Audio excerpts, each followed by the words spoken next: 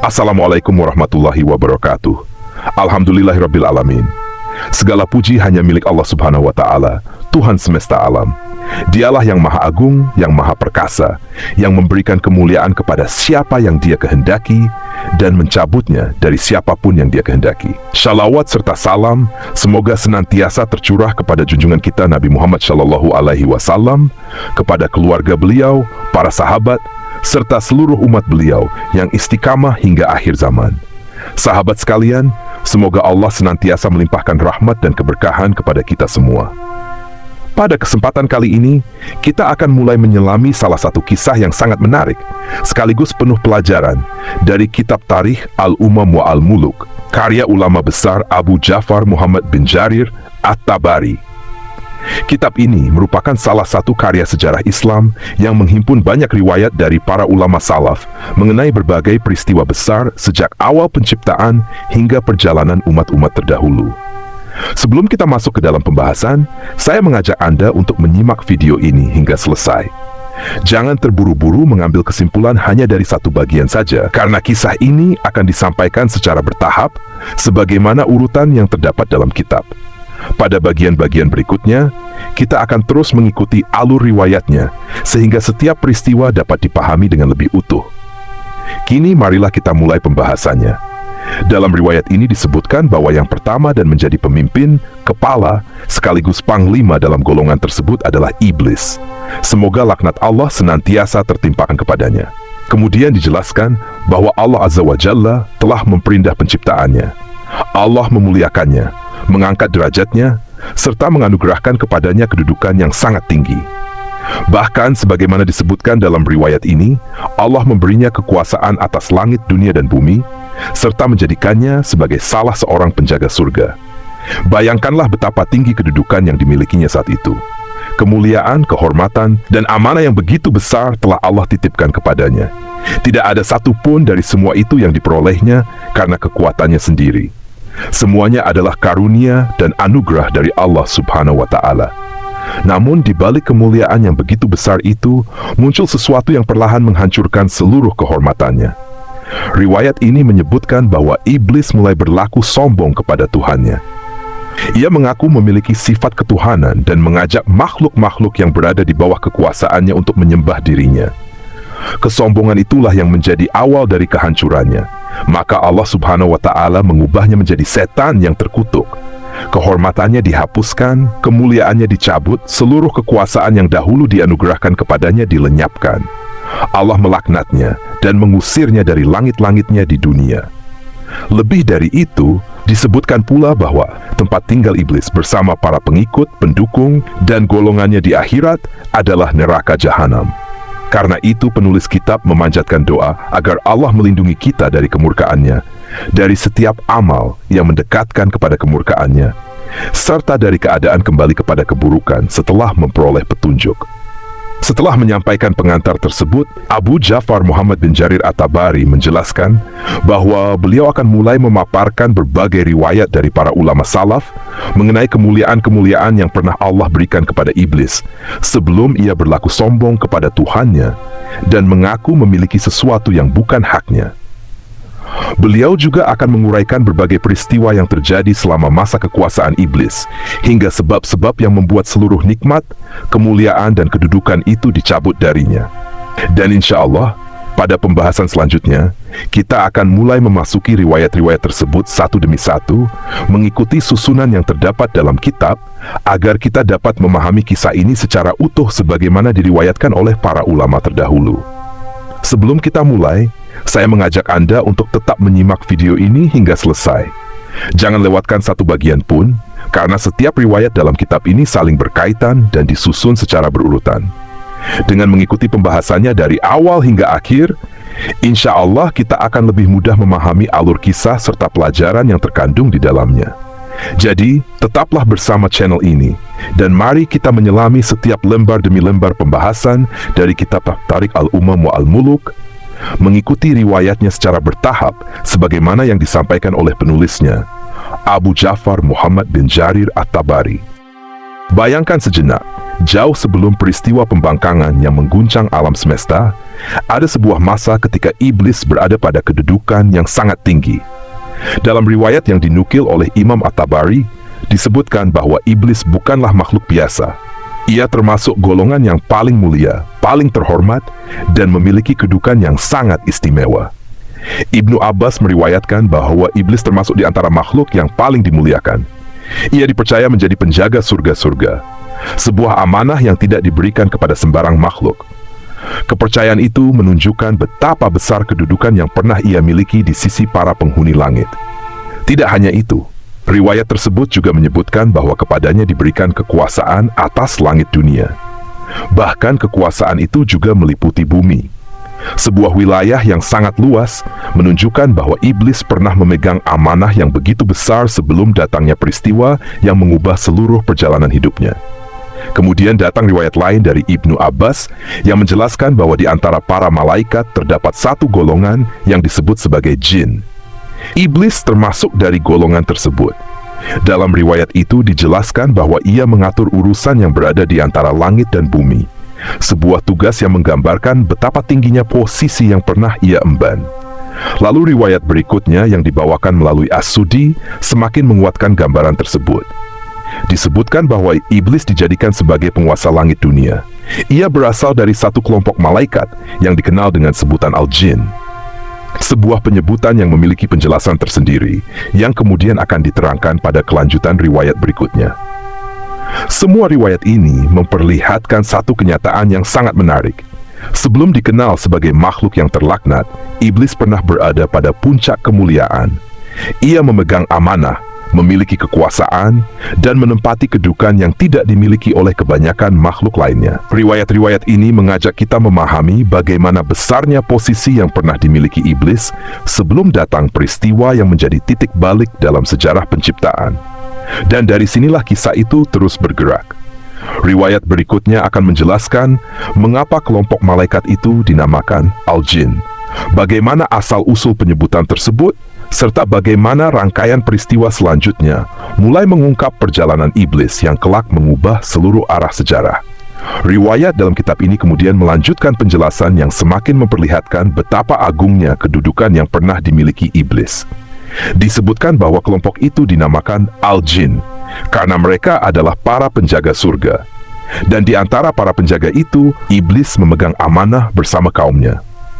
Ia bukan sekadar berada di tengah mereka, tetapi termasuk orang yang dipercaya menjaga tempat yang penuh kemuliaan itu. Kemudian diriwayatkan dari Ad-Dahhak bin Muzahim bahwa Ibnu Abbas pernah menjelaskan firman Allah.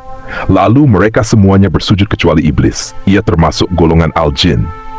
Menurut riwayat tersebut, iblis adalah salah seorang yang paling mulia di antara golongannya. Ia termasuk yang paling terhormat kedudukannya, menjadi penjaga surga-surga, serta diberi kekuasaan atas langit dunia dan juga bumi. Bayangkan besarnya amanah yang pernah berada di tangannya.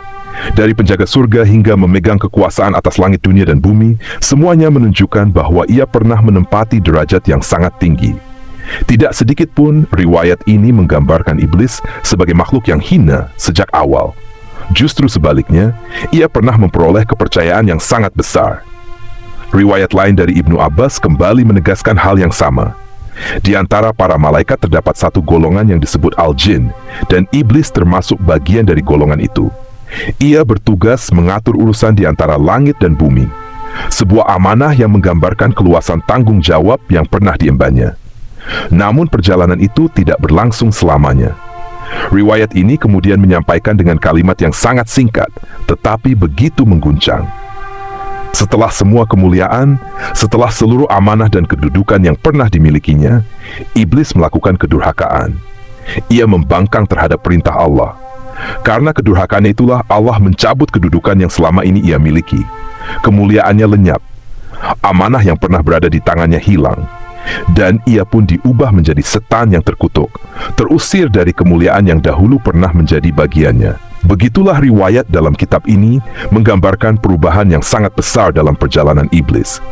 Dari seorang makhluk yang pernah dipercaya menjaga surga, diberi kekuasaan atas langit dunia dan bumi, serta mengatur urusan di antara langit dan bumi, akhirnya seluruh kemuliaan itu sirna ketika ia memilih jalan pembangkangan. Setelah menjelaskan betapa tinggi kedudukan yang pernah dimiliki iblis, riwayat dalam kitab ini kemudian membawa kita kepada sebuah kenyataan yang jauh lebih menggetarkan. Bukan lagi tentang kemuliaan yang pernah ia raih, melainkan tentang bagaimana seluruh kemuliaan itu berubah menjadi kehinaan akibat kesombongan yang tumbuh di dalam dirinya. Imam At-Tabari membuka pembahasan ini dengan sebuah judul yang sangat tegas. Riwayat tentang bagaimana musuh Allah mengingkari nikmat Tuhannya, berlaku sombong kepadanya, dan sampai mengaku memiliki sifat ketuhanan. Kalimat pembuka ini seolah menjadi penanda bahwa akar dari seluruh kejatuhan iblis bukanlah karena kurangnya kedudukan, bukan pula karena sedikitnya nikmat yang ia terima. Justru sebaliknya, setelah memperoleh berbagai kemuliaan, muncul kesombongan yang membuatnya tidak lagi mensyukuri anugerah yang telah diberikan kepadanya. Kemudian dinukil sebuah riwayat dari Ibnu Juraij ketika menafsirkan firman Allah, "Dan barang siapa di antara mereka berkata, sesungguhnya aku adalah Tuhan selain Dia." Menurut riwayat tersebut, yang dimaksud dengan ayat ini adalah apabila ada malaikat yang mengaku sebagai Tuhan selain Allah. Namun Ibnu Juraij menegaskan, tidak ada seorang pun yang mengucapkannya selain iblis. Bahkan disebutkan bahwa iblis mengajak agar dirinya disembah. Karena itulah, menurut riwayat ini, ayat tersebut turun berkenaan dengannya. Riwayat ini memperlihatkan betapa jauhnya perubahan yang terjadi pada diri iblis. Dahulu ia dikenal sebagai makhluk yang memperoleh amanah besar. Ia pernah menjaga surga. Ia pernah diberi kekuasaan atas langit dunia dan bumi. Namun ketika kesombongan menguasai dirinya, semua kemuliaan itu tidak lagi ia pandang sebagai nikmat dari Allah. Riwayat ini menggambarkan bahwa ia justru mengingkari karunia yang telah diberikan kepadanya. Tidak berhenti sampai di sana. Riwayat lain yang dinukil dari Qatadah kembali mengaitkan firman Allah, "Dan barang siapa di antara mereka berkata, sesungguhnya aku adalah Tuhan selain Dia, maka orang itu akan kami balas dengan neraka jahanam. Demikianlah kami memberi balasan kepada orang-orang yang zalim." Qatadah menjelaskan bahwa ayat ini secara khusus ditujukan kepada musuh Allah, yaitu iblis. Ketika ia melakukan apa yang disebutkan dalam riwayat tersebut, Allah melaknatnya dan menjadikannya sebagai makhluk yang terusir. Lalu Allah menetapkan balasan baginya berupa neraka jahanam sebagai hukuman atas kezalimannya. Riwayat berikutnya kembali menguatkan penjelasan yang sama. Melalui jalur periwayatan yang lain, Qatadah menegaskan bahwa ayat tersebut memang dikhususkan untuk iblis. Dengan demikian, beberapa riwayat yang dihimpun dalam kitab ini saling menguatkan satu sama lain. Semuanya mengarahkan penjelasan kepada sosok yang sama, yaitu iblis. Makhluk yang pernah berada pada kedudukan yang tinggi, namun kehilangan seluruh kemuliaannya karena kesombongan dan kedurhakaannya kepada Allah. Begitulah rangkaian riwayat dalam kitab ini menggambarkan perubahan yang sangat besar dalam perjalanan iblis. Dari seorang makhluk yang dahulu dipercaya dengan amanah yang agung, hingga akhirnya menjadi musuh Allah yang dilaknat dan dijanjikan balasan berupa neraka jahanam karena kezaliman yang dilakukannya. Riwayat dalam kitab ini kemudian memasuki sebuah babak yang sangat penting. Bukan lagi sekadar menjelaskan kedudukan iblis, tetapi mengungkap berbagai peristiwa yang terjadi pada masa kekuasaannya, serta sebab yang mengantarkannya kepada kehancuran. Melalui riwayat yang dinukil dari sahabat Abdullah bin Abbas radhiyallahu anhuma, dijelaskan bahwa iblis berasal dari satu golongan di antara para malaikat yang disebut al-jin. Golongan ini memiliki penciptaan yang berbeda dengan malaikat lainnya. Menurut riwayat tersebut, mereka diciptakan dari api samum, sedangkan malaikat yang lain diciptakan dari cahaya. Riwayat itu juga menyebutkan sebuah nama yang dinisbatkan kepada iblis sebelum peristiwa pembangkangannya. Namanya adalah Al-Harits. Pada masa itu, ia termasuk salah seorang penjaga surga, sebuah amanah yang menunjukkan betapa besar kepercayaan yang pernah diberikan kepadanya. Kemudian riwayat ini asal makhluk-makhluk yang lain. Golongan jin yang disebutkan di dalam Al-Quran diciptakan dari marij min nar, yaitu nyala api yang berkobar pada ujung lidah api. Adapun manusia diciptakan dari tanah. Setelah itu, riwayat mulai mengarahkan perhatian kepada keadaan bumi pada masa yang sangat awal. Disebutkan bahwa makhluk pertama yang menghuni bumi adalah golongan jin. Namun, kehidupan mereka tidak berlangsung dengan kedamaian. Kerusakan mulai menyebar di berbagai penjuru. Pertumpahan darah terjadi. Sebagian dari mereka saling membunuh satu sama lain. Bumi dipenuhi kerusakan yang semakin meluas. Dalam keadaan seperti itulah, Allah mengutus iblis bersama satu pasukan dari golongan malaikat yang disebut Al-Jin. Mereka diperintahkan menghadapi para penghuni bumi yang telah melakukan kerusakan. Riwayat ini menggambarkan bahwa iblis memimpin pasukan tersebut. Ia bersama bala tentaranya memerangi golongan jin yang membuat kerusakan di bumi. Pertempuran itu terus berlangsung hingga akhirnya mereka berhasil mengalahkan mereka. Mereka yang kalah terus didesak menjauh dari wilayah-wilayah yang mereka kuasai. Riwayat ini menyebutkan bahwa mereka akhirnya terusir hingga ke pulau-pulau di tengah lautan dan ke ujung-ujung pegunungan yang jauh.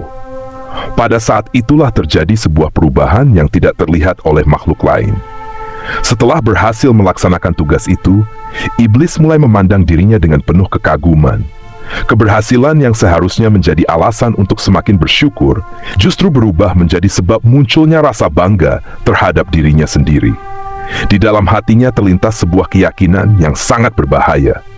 Aku telah melakukan sesuatu yang belum pernah dilakukan oleh siapapun. Riwayat ini hanya menyebutkan kalimat itu dengan singkat.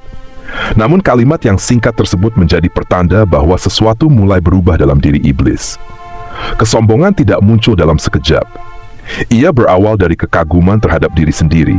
Nah, ketika seseorang mulai memandang keberhasilan sebagai hasil kekuatannya sendiri, bukan sebagai karunia yang diberikan oleh Allah. Disinilah riwayat membawa pembaca menuju titik yang menentukan. Setelah kemenangan itu, sesuatu yang tersembunyi mulai tumbuh di dalam hati iblis. Tidak ada makhluk yang mengetahui apa yang sedang ia simpan di dalam dirinya. Namun riwayat ini kemudian berhenti pada satu kalimat yang menggantung penuh makna. Lalu Allah mengetahui apa yang ada. Kalimat itu menjadi awal dari babak berikutnya. Ketika apa yang tersembunyi di dalam hati iblis tidak lagi menjadi rahasia di hadapan Allah. Riwayat selanjutnya akan mengungkap bagaimana kesombongan yang mula-mula hanya tersimpan di dalam hati perlahan menjadi sebab hilangnya seluruh kemuliaan yang pernah dimilikinya. Riwayat dalam kitab ini kemudian membawa kita kepada satu kenyataan yang sangat menggetarkan. Setelah iblis berhasil memimpin pasukan dalam memerangi golongan jin yang membuat kerusakan di bumi, sesuatu mulai tumbuh di dalam dirinya. Sesuatu yang tidak terlihat oleh para malaikat, tidak terdengar oleh siapapun, dan tidak tampak dalam perbuatannya. Namun tidak ada satupun isi hati yang tersembunyi dari pengetahuan Allah Subhanahu wa Ta'ala. Di dalam riwayat ini, disebutkan bahwa Allah Subhanahu wa Ta'ala mengetahui apa yang tersimpan di dalam hati iblis. Adapun para malaikat yang berada bersamanya sama sekali tidak mengetahui apa yang sedang bergejolak di dalam batinnya. Betapa agung pelajaran dari bagian riwayat ini. Makhluk dapat melihat amal yang tampak, mendengar ucapan yang keluar dari lisan, dan menyaksikan berbagai keberhasilan seseorang. Akan tetapi, hanya Allah Subhanahu wa Ta'ala yang mengetahui apa yang tersembunyi di dalam hati setiap hamba. Kemudian Imam Ar-Rabi bin Anas meriwayatkan bahwa Allah Subhanahu wa Ta'ala menciptakan para malaikat pada hari Rabu, menciptakan bangsa jin pada hari Kamis, dan menciptakan Nabi Adam alaihissalam pada hari Jumat. Riwayat ini kemudian menjelaskan keadaan bumi sebelum manusia diciptakan. Disebutkan bahwa sebagian dari golongan jin menjadi kafir. Mereka membuat kerusakan di muka bumi. Pertumpahan darah terjadi di mana-mana. Sebagian dari mereka saling membunuh. Bumi dipenuhi berbagai bentuk kerusakan. Maka para malaikat turun ke bumi untuk memerangi mereka. Riwayat ini menggambarkan bahwa peperangan itu benar-benar terjadi hingga bumi dipenuhi pertumpahan darah akibat kerusakan yang dilakukan oleh golongan jin tersebut. Di tengah rangkaian riwayat ini, perhatian kita kembali tertuju kepada sosok iblis. Sebelumnya ia adalah makhluk yang dipercaya. Ia pernah menjadi penjaga surga. Ia pernah memperoleh kekuasaan atas langit dunia dan bumi, sebagaimana disebutkan dalam riwayat-riwayat sebelumnya. Ia bahkan memimpin pasukan dalam menghadapi para pembuat kerusakan di bumi. Akan tetapi, semua kemuliaan itu tidak mampu menyelamatkannya ketika kesombongan mulai memenuhi hatinya. Riwayat demi riwayat dalam kitab ini seolah mengajarkan bahwa kehancuran seseorang tidak selalu diawali oleh kekalahan. Terkadang kehancuran justru dimulai setelah keberhasilan. Ketika hati mulai merasa bahwa semua keberhasilan itu berasal dari dirinya sendiri, disitulah kesombongan mulai menemukan jalannya. Iblis tidak jatuh karena kekurangan kedudukan. Ia tidak jatuh karena sedikitnya nikmat. Ia justru jatuh ketika nikmat itu tidak lagi melahirkan rasa syukur, tetapi melahirkan kebanggaan terhadap dirinya sendiri. Inilah pelajaran yang sangat besar bagi setiap orang yang membaca kisah ini. Semakin tinggi ilmu yang dimiliki, semakin besar amanah yang diemban, semakin banyak keberhasilan yang diraih, maka semakin besar pula kebutuhan seorang hamba untuk merendahkan dirinya di hadapan Allah Subhanahu wa Ta'ala. Karena kesombongan tidak selalu tampak dalam ucapan. Ia bisa bermula dari bisikan hati yang hanya diketahui oleh Allah Subhanahu wa Ta'ala. Namun diingat bahwa seluruh kisah yang disampaikan dalam video ini merupakan riwayat yang dinukil oleh Imam Abu Ja'far Muhammad bin Jarir At-Tabari dalam kitab Tariq Al-Umam wa Al-Muluk. Pembahasan mengenai perjalanan iblis masih terus berlanjut, dan pada bagian-bagian berikutnya masih terdapat riwayat-riwayat lain yang akan mengungkap peristiwa demi peristiwa secara lebih lengkap. Karena itu, jangan lewatkan kelanjutan serial ini.